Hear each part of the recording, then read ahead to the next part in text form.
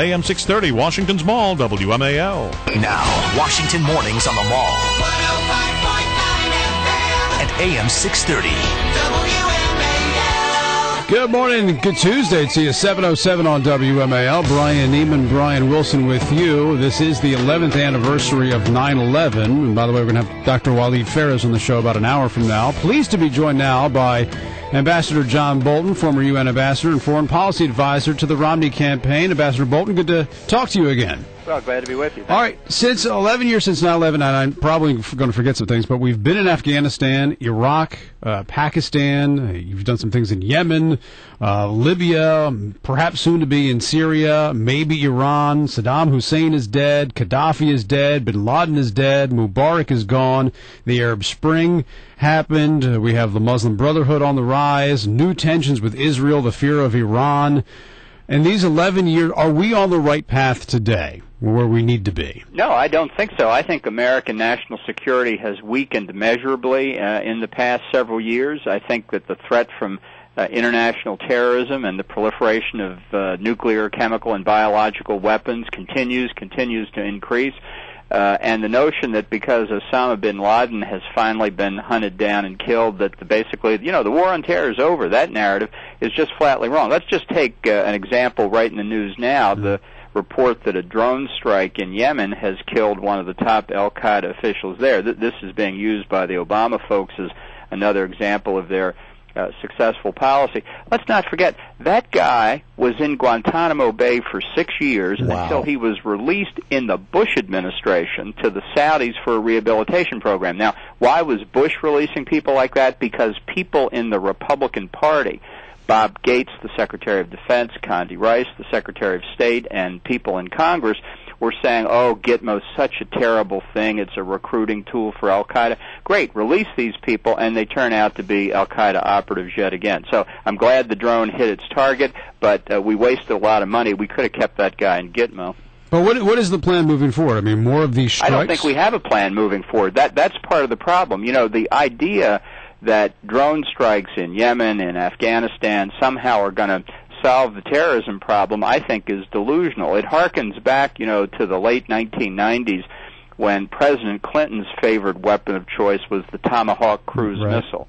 So you think you've got bin Laden sighted in Afghanistan, you fire off a couple of Tomahawks. You think there's a chemical weapons plant in the Sudan, you fire off a couple Tomahawks. It sounds good, but it's not solving the underlying problem. Well, then how do you solve the underlying problem? Because I don't really think the American people want another land war anywhere. Well, I think if they don't want terrorism in the streets of America, they have to be prepared for a sustained presence overseas. We don't want this war. This war wants us. This is what the terrorists want to do. Now, do you want to provide for our defense, or you just want to wait and see what happens again? It's not something that we desire, but it's something we face, and we either face up to it or we bear the consequences. And I agree with you 100%. And I'm wondering what your thoughts are about the situation right now with the Russians and the Chinese. We see a very much more aggressive stance from the Russians. There's something going on in China right now. Nobody seems to really know what's happening there. I mean, the guy who's supposed to be the next president of China seems to be MIA at the moment. Yeah, well, that's a very interesting story. I think it's worth following. Obviously, we don't know the facts, but you point to real problems in new assertive Russia.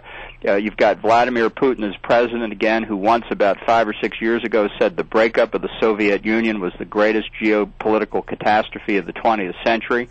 Whereas most of us think it was a pretty good way to end the 20th century. You've got China building a blue water navy for the first time in 5 or 6 centuries, making really outlandish territorial claims in the waters near China. I've got a piece in the Wall Street Journal today that dissects that. And what is our strategy? Our strategy under the Obama administration is basically pay no attention to it. Let's talk about taxing the rich.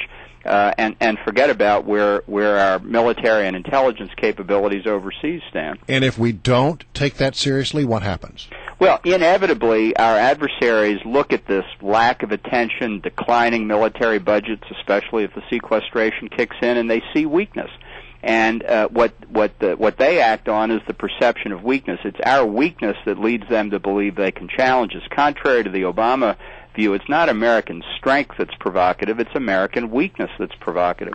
There was an article on Fox. They have talked to a medical doctor who helped us find bin Laden's compound, and he says that he was tortured at the hands of Pakistan's version of the CIA, their intelligence agency.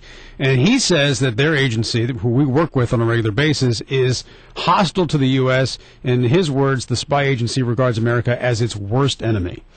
How can we have a relationship with Pakistan? How can we continue to do this if this doctor is accurate in his portrayal? I think he is accurate. I think ISI, the Pakistani intelligence service, has long been a hotbed of Islamic radicalism. They created the Taliban. They have funded the Haqqani network. They sheltered Osama bin Laden. But they do not represent all of Pakistan. There are elements of the military that are friendly to us. There are elements of the civilian authorities that are friendly to us. But let's face it, we're in a race. We're in a desperate struggle in Pakistan to make sure that the radicals don't gain complete control, because if they do, then they'll have Pakistan's arsenal of nuclear weapons, and we'll have what we fear about Iran, we'll have it on steroids right now. I know people are frustrated with Pakistan. I've dealt with them for 30 years. It's been 30 years of frustration. But if you simply give in to the understandable feeling that we ought to throw them under the bus, you're going to throw them under the bus with nuclear weapons. That's a huge mistake. So the Obama campaign said of the Romney campaign that Romney and Ryan are new to foreign policy. You're an advisor to the Romney campaign. What do you think about that? Well, I don't think Governor Romney is new to foreign policy. I think he's had a lot of international experience. And, he's got something that Obama and Biden both lack, and that's good judgment. He's got a feeling about America's place in the world. He understands that a strong America internationally is critical for sustained domestic prosperity here at home. And, the notion that the Obama administration somehow is a foreign policy success just is scary to me, because avoiding discussing or considering these problems we face overseas doesn't make them go away. You can focus on the domestic economy like Obama's done all you want. Our adversaries are not going to be gracious enough for us to get our economic house in order. They're moving on what they see as perceived weakness now. And I think if Obama were to win a second term, you'd simply see an acceleration in the pace and the scope of the challenges that we face worldwide. Ambassador John Bolton, always a pleasure. Thanks for joining us. Well, thanks for having me.